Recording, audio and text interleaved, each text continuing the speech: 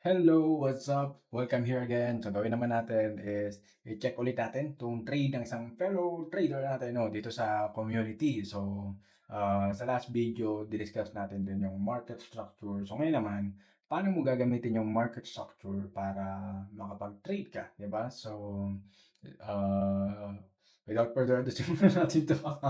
Ano rin sasabihin eh, no? Ito sabi ni Chris, 4 TP, 4 TP, 4 TP for today. So quick lang, small gain following first lower high, Toblerone, and 1:2 risk to reward ratio. No, so check natin yung trade niya. So basically, sobrang uh, okay to. So di ba sabi natin, buy low, sell high. Magsa-sell ka lang sa mga highs and then magbabuy ka lang sa mga lows. So syempre, all you need to do is i-determine muna kung ano yung trend ng market or market structure. So, pataas ba siya or pababa? So, syempre kapag pataas, it's ideal na mag-buy ka sa mga higher lows kasi buy low, di ba?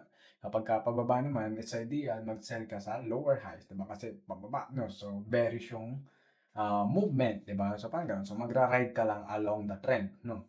So, which in this case, yung pinaka naging analysis dito ni Chris is na-determine niya yung high niya, and then na-determine niya yung low, di ba? So, ito yung high, ito yung low, and then yung next thing is lower high, di ba? So, sabi niya dito, nag-enter na siya sa Toblerone, di ba?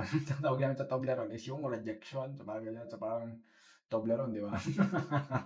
So, inantay niya mag-create ng rejection para ma-label niya yun as lower high, and then nilagyan niya lang ng downtrend line, nilagyan niya lang ng resistance, and then support, di ba? So, ganun lang ka-easy, di ba?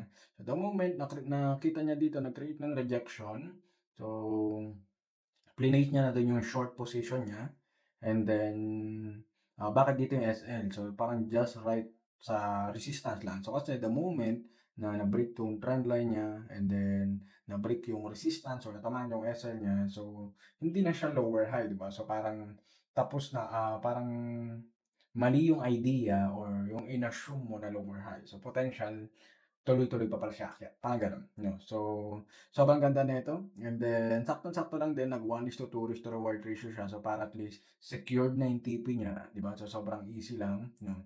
So, though may chance pa talaga 'tong bumaba hanggang dito sa support, 'yun. So, pero,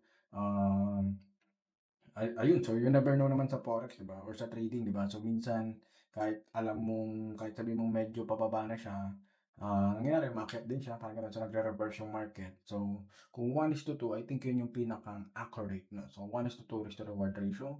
So, kung gusto mo naman more than that, kung medyo confident ka sa analysis mo, why not, 'di ba? Ayan. So, yan. So, basically ganyan yung pinaka naging breakdown. So, sobrang dali lang, 'di ba? So, buy low, sell high lang talaga. Okay?